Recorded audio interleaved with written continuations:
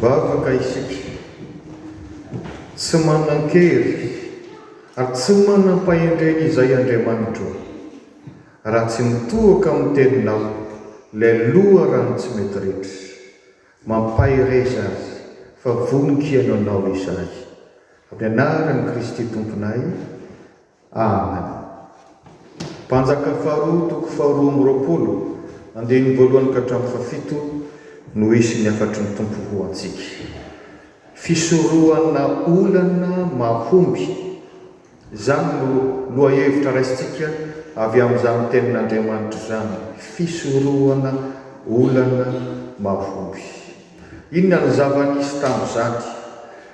Tany amin'ny taonjato fahafito talohan'i Jesosy Kristy, izany hoe any amin'ny taona faha-eninjato talohan'i Jesosy Kristy, dia manisa amin'ny veriny izany, no miseho ny tantara. Ny mpanjaka teo aloha dia nanimbazimba ny fivavahana, tsy nandrarany tempoly intsony, eny nanompo sampy azy. Dia Manase zany sy Riamona rain'i Josia mpanjaka.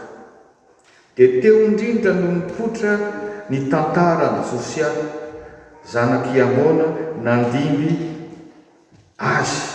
Dia i Josia izay nitondra ny Joda satria efa rava koa ny fanjakana tao avaratra tao Israely.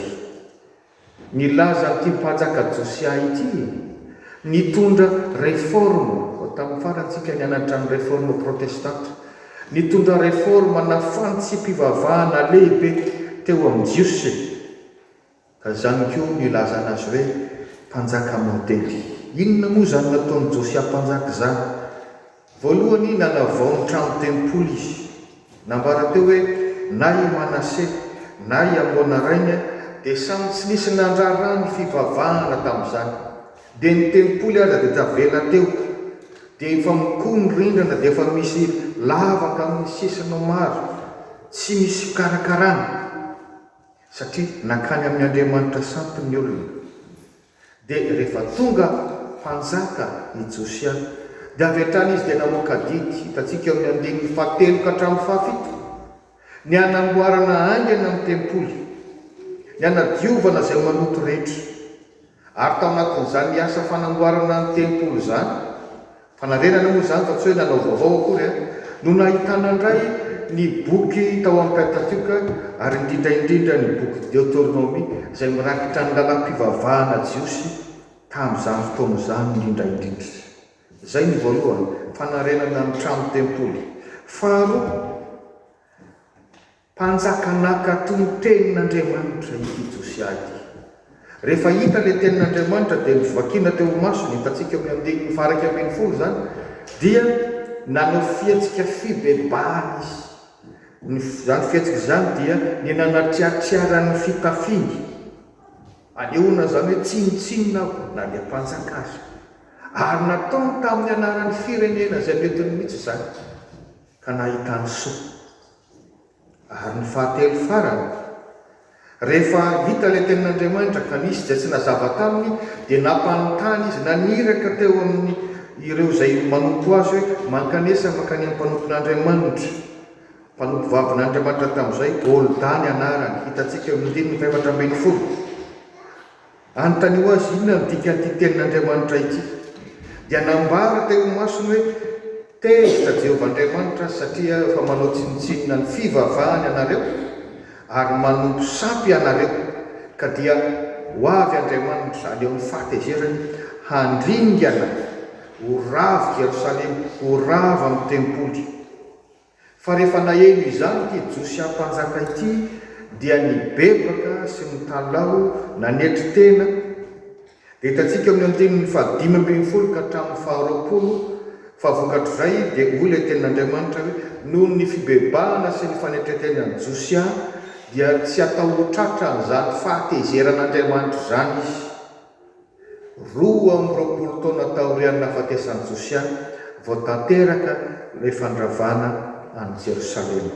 Raha fitinina zany dia zao, tezitra Jehovah Andriamanitra ary efa miomana ny andravo. Loza izany ry havana, loza izany.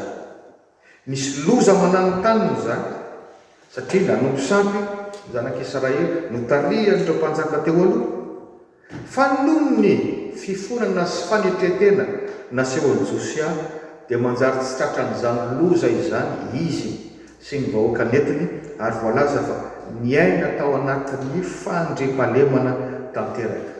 Izany mahatonga antsika maka lesona ny hoe ahasoroana ny loza izay mety mbola tsy fantatsika any aloha any, ahasoroana tsara rehefa miaraka amin'Andriamanitra isika ary manaraka ny teniny. Inona no hafatra voalohany ary mba ho fisoroana ny loza? Kojakojao tsara izay sarobidy dia ny mbola tsy tara. Kojakojao tsara izay sarobidy dia ny mbola tsy tara. Ianao zany zao amin'ny maha kristianina anao no tokony hamaritra hoe inona moa zao no tena mba sarobidy aminao amin'ny fiainana. Inona no tena ataonao voalohany tsy misaraka aminao. Be dia be ny fitaovana ampiasaintsika amin'ny fiainana ankavanandro, ampiasaintsika isanandro. Dikany hoe ampiasaintsika isanandro sarobidy sa sarobidy zany? Sarobidy zany tena ilaina. Fa indraindray tsika ohatrany fahazariny efa hita isanandro eo ngamba ilay izy dia indraindray tsy asiana lanja antsony. Dia na tsipitsipo ilay telefôna fa dia modety fa efa zao lamaody. Noho ny very tokoa vao mitaraina hoe any daholo le répertoire, any daholo le sary rehetra souvenir. Trop tard ho ny vazaha. Zavatra sarobidy aminao tsy mikojakojainao, very ary mitondra loza zany. Ao an-trano ao misy sarobidy ohatry ny ankorana ve? Zany hoe dada sy nendy, piray tapo, zoko sy zandry, vady, zanaka. Vasa mety hoe fa leo le mifankahita foana ve? Ohatrany tsy tsapa le mahasarobidy azy. Lasa manao stage 3 volana izy vao mitsetsetra raha teto izy zao dia zao no nataony. Fa tsy zany. Dia rehefa miveriny dia tsy hanao amin'ny orokorokaingana ary sainitsainy tsara le mahasarobidy azy. Ka indray omen'Andriamanitra zavatra sarobidy sika fa isika no tsy mahatsiaro ny lanjany. Ka sanatria hoe maty vao raha mahalala, migogogogo isika. Kojakojao dia ny mbola tsy tara izay sarobidy anananao. Ary aho hoe raha mbola kristianina ihany ianao dia tokony sarobidy aminao zany hoe mivavaka amin'Andriamanitra.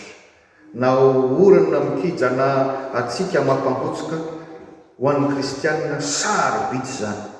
Zany hoe mankaty am-piangonana ny fikambanana kristianina. Aza miandry ianjaran'ny fahatezeran'Andriamanitra tahaka ny eto an-tantara eto vao hiazakazaka. Indraindray sao dia efa trop tard. Kojakojao dia sarobidy. Hita mihitsy hoe efa sarobidy tao amin'ny Josia ny fivavahana amin'ny Jehovahandriamanitra. Fa tsy afananoatra moa izy aloha fa teo ambany zingany ray. Fa vao nahazo fitondrana izy ny nataony voalohany, naniraka mpanompo aingana. Tsy zakany maso kosa ary tsy zakany foko ny mahita ny hoe jereo ty trano tempolo efa mila irodana, misy gokagoka marobe mandanaingana. Teneny ny mpanompon'Andriamanitra ao zay vola voambina rehetra izy koa naniraka olona zay izy misy ny nanakarama azy. Noho ny fahatsapany hoe sarobidy ny mivavaka amin'Andriamanitra, ny fivavahana amin'Andriamanitra no zavatra sarobidy indrindra tamin'ny Josia. Ka tena nasiany lanjany zany. Dia iny tokoa fa nampanamboarina ny trano ary dia samy nafoy nanome vola isaka miditra ao ambaravarana dia nanome vola ny tsiraray arak'izay nananany. Dia renyle vola voambiny ireny raha mamaky sara texte isika no nanarenana amin'ny tempolo, vita amin'ny tempolo. Tsy vita ny hoe nafoy tamin'ny vola fotsiny fa araka ny talentany. Bakeo tsara ny io toko faharoa amby roapolo hoe sasany maçon, sasany charpentier, ny sasany nandeha nirahana ny vidiny hazo, ny sasany manao manœuvre. Samy mandray anjara tamin'ny fikarakarana amin'ny tempolin'Andriamanitra. Samy nanao zany raha fanompony zany.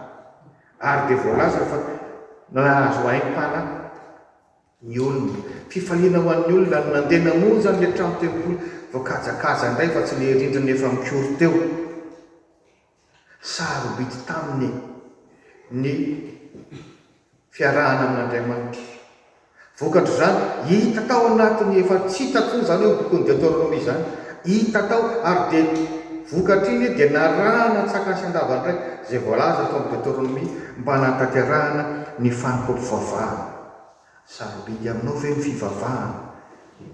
Tsaroko ankehitriny ny kristianina ny Nigeria enjehana mafy, enjehana ny Islamo mahery fihetsika.